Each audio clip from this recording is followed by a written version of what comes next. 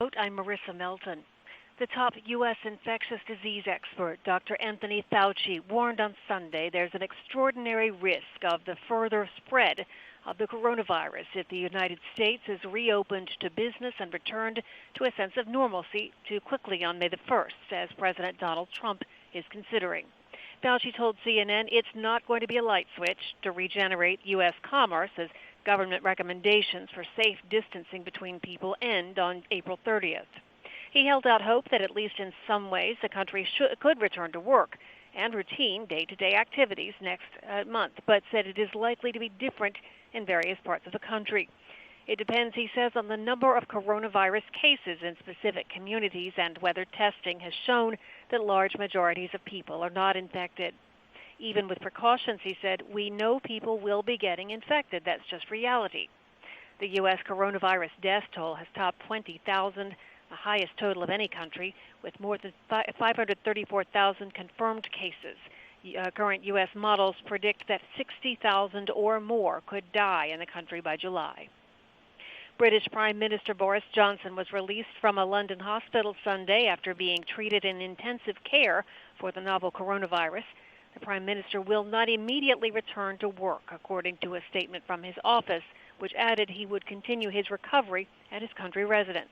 Johnson was admitted to St. Thomas Hospital in London 1 week ago, and that was 10 days after he tested positive for coronavirus. As Johnson recovers, Foreign Secretary Dominic Raab has been filling in. Meanwhile, Britain faces grim projections that their country could be the worst affected in Europe by the coronavirus. The death toll in Britain climbed to 9,875 over the weekend. This is VOA News.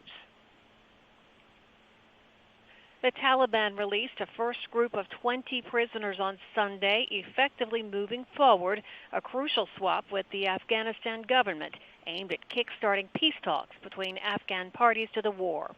The insurgent move followed the release of 300 Taliban prisoners over the past few days, including 100 freed on Sunday by the government. The prisoner exchange is part of a landmark February 29th deal the United States signed with the Taliban and Qatar, with a goal to finding a negotiated end to the Afghan war, now in its 19th year. The agreement requires Afghan authorities to free up to 5,000 insurgent inmates, and the Taliban to free 1,000 detainees, mostly Afghan security forces, before intra-Afghan peace negotiations can begin.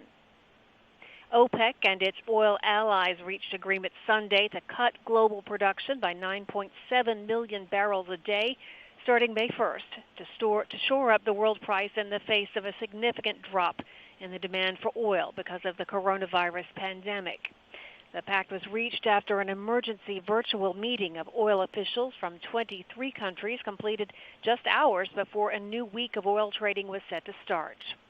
OPEC agreed Thursday to the production cut, about 10% of the world oil supply, but Mexico balked at the amount it was being asked to cut, which held up a final agreement. Under the agreement, Mexico will cut its production by 100,000 barrels a day instead of 400,000 as earlier proposed. Sudan announced on Sunday it was banning all passenger road transport between cities and deploying emergency laws to ensure compliance with measures aimed at stopping the spread of the new coronavirus. The number of confirmed cases in Sudan is low. Just 19 people have tested positive, including 2 who died.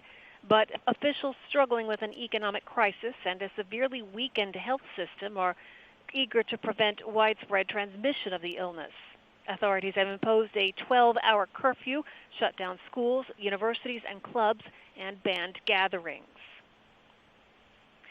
Renowned Italian tenor Andrea Bocelli gave a Music for Hope solo performance Sunday at the Duomo, that's the historic cathedral, in the capital of Milan, Italy. Nearly 500,000 people watched the live stream across the globe, according to YouTube figures. The performance was billed as a message of love, healing, and hope to Italy and to the world. History teaches us that after this is over will come a spring brighter than any we remember, Bocelli wrote on Instagram. Then we will have an unmissable opportunity to start fresh with a new system of values. Via remote, I'm Marissa Melton. This is VOA News.